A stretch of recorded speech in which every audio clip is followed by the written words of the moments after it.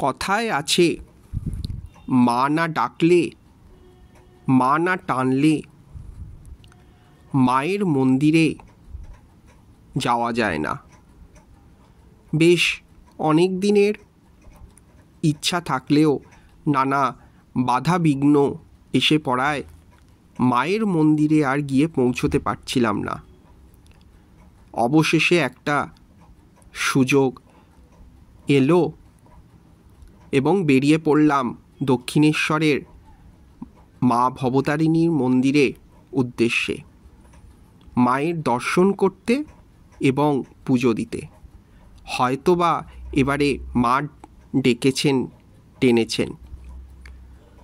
দক্ষিণেশ্বর যাত্রা এখন তো অনেক সহজ হয়ে গেছে মেট্রোর দৌলতে। অবশ্য আমার দক্ষিণেশ্বর যাত্রা মেট্রোয় করে এই প্রথম।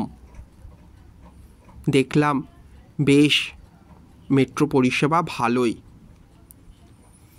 শুধু ভিড়টাই না হলে সব কিছুই ভালো। অবশেষে দক্ষিণেশ্বর গিয়ে পৌঁছলাম। 1 ঘন্টার একটু বেশি সময় লাগলো, যদিও মেট্রোয় 50 মিনিট সময় লেগেছে কম বেশি। দক্ষিণেশ্বরে স্কাইওয়াকে এই প্রথম পা পড়ল। অনেক দিন ধরেই দেখার খুব ইচ্ছা ছিল। বেশ ভালোই লাগলো, পরিষ্কার পরিচ্ছন্ন। কেবলমাত্র পথচারীদের জন্যই স্কাইওয়াকটা করা হয়েছে। সেখানে পুজোর সামগ্রী নিয়ে বহু স্টলও আছে। সেখান থেকেই মায়ের পুজোর সামগ্রী কিনে নিলাম। কিনে নিয়ে এগোতে লাগলাম মায়ের মন্দিরের উদ্দেশ্যে। টুপটুপ করে বৃষ্টি পড়ছিল, যদিও খুব বেশি না। আবহাওয়াটা বেশ সুন্দর ছিল।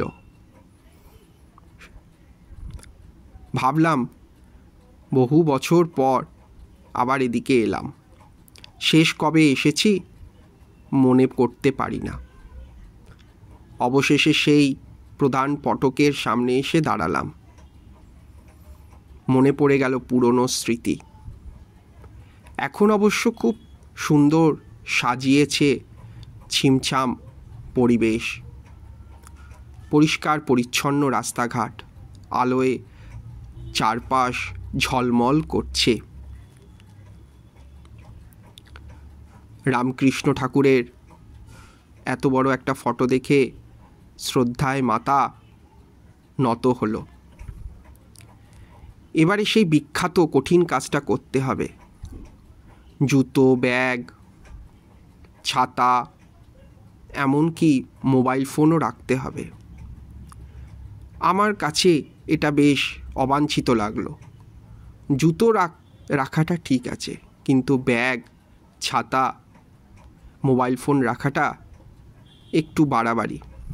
যদিও মন্দিরের ভেতরের কোনো ভিডিও তুলতে পারলাম না, খুব খারাপ লাগলো। যাই হোক, কী আর করা যাবে। মায়ের অঞ্জলি দেখে, পুজো দিয়ে খুব ভালো সময় কাটিয়ে একটু পেট পুজো করে আবার বেরিয়ে পড়লাম বাড়ির উদ্দেশ্যে। একইভাবে মেট্রো করে আবার ফেরার রাস্তা ধরলাম। বেশ ভালোই লাগলো, দিনটা ভালোই কাটলো।